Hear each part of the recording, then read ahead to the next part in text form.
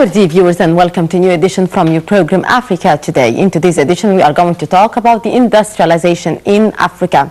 And first we'll start with this report. Marking the Africa Industrialization Day, the United Nations Secretary General Ban Ki-moon called for job creation in small and medium enterprises, the SMEs, for women and youth to eradicate poverty and to achieve sustainable industrial development on the African continent. The details with Shireen Adil.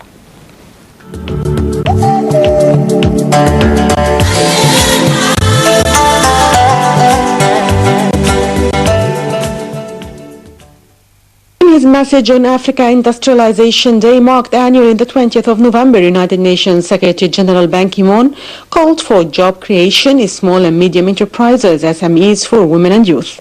He said that in recent years, many countries in Africa have experienced significant economic growth and progress in human development. However, inclusive and sustainable industrial development remains elusive. He pointed out that both youth unemployment and gender inequity jeopardize the continent's efforts to eradicate poverty.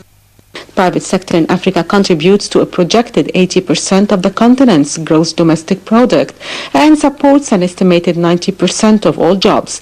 SMEs have a pivotal role to play in the industrial development of Africa. Nevertheless, the UN chief noted that the opportunities for youth and women generated by SMEs are limited, thus failing to harness the full entrepreneurial potential of the continent. The theme of this year's day is SMEs for Poverty Eradication and Job Creation for Women and Youth. In his message, the Secretary General stressed that Africa needs to invest in training and education for women and youth to industrialize, grow the private sector and achieve sustainable development. He added that SMEs can provide a solid foundation for sustained economic growth, job creation and poverty eradication. The important contribution of inclusive and sustainable industrialization in helping Africa to overcome its critical development challenges is clearly recognized in 2030 Agenda for Sustainable Development adopted by United Nations member states in September.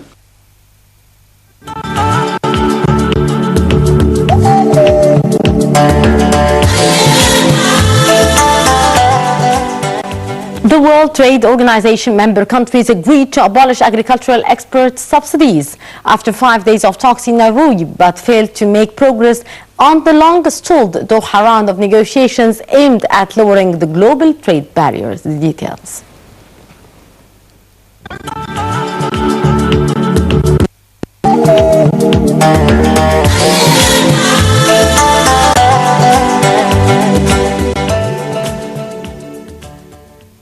The World Trade Organization reached deals on agriculture export subsidies, food aid and other issues, capping ministerial conference in the Kenyan capital where rich and poor countries had been split over the path of trade reform. Members said that Nairobi deal had drawn a line under years of stalemate over the direction of global trade negotiations. U.S. Trade Representative Michael Foreman said that the work in Nairobi marks a turning point for the World Trade Organization, adding that negotiations started a new phase in the WTO's evolution and showed what is possible when the multilateral trading system comes together to solve a problem. The Geneva-based WTO, which invited Liberia and Afghanistan to become its 163rd and 164th members, has been trying and largely failing to agree on a world package of trade reforms since a meeting in Doha in 2001 hatched an ambitious plan for knocking down trade barriers.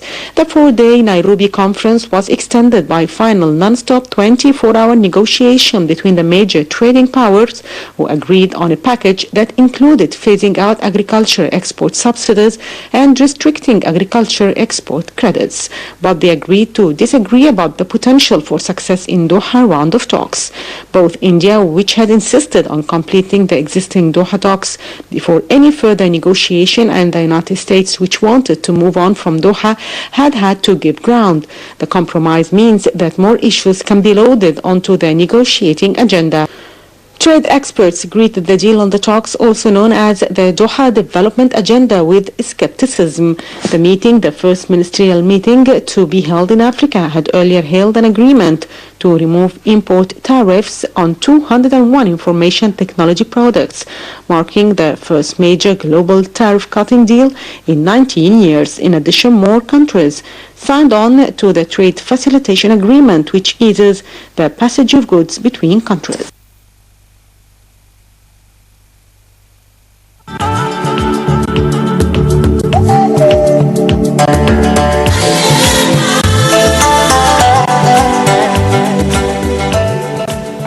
Welcome back, our viewers. Now, as we promised, we are going to talk about the industrialization in Africa, and to shed more light on this very important topic, we are very much delighted to have with us our dear guest in the studio, Dr. Amany Asfoor, the chairperson of the COMESA Business Council. Hello, Dr. Amany, and thank you very much for being with us today. My pleasure.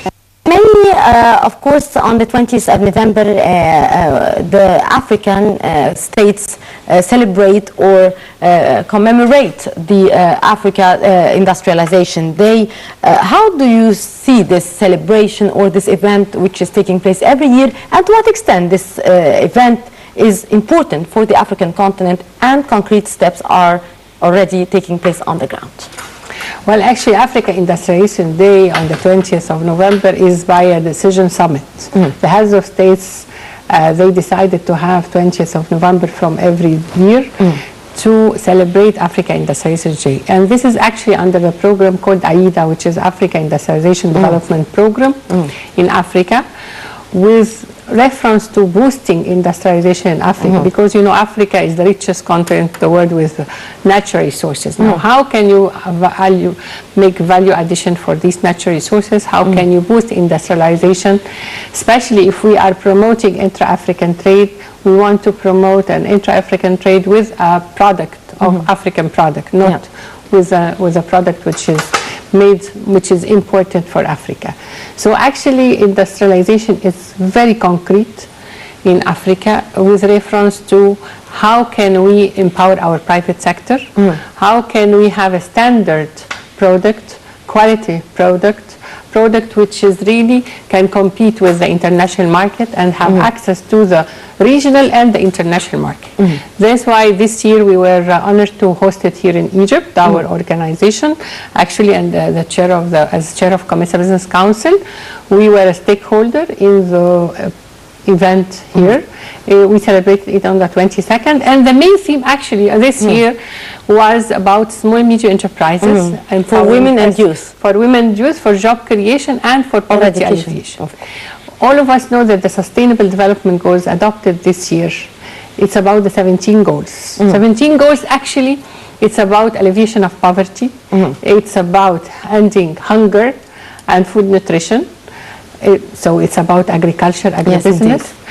Poverty alleviation is about economic growth, which is about industrialization, and of course access to healthcare and gender and equality and women empowerment. And actually, it's the first time that within the 17 goals, industrialization, to foster industrialization in innovation as a standalone goal, which shows how very important industrialization is for actually all this, to achieve all the SDGs, which is how to end the poverty, how to have food security, how to actually have innovation, how to empower our private sector, how to have a global partnership.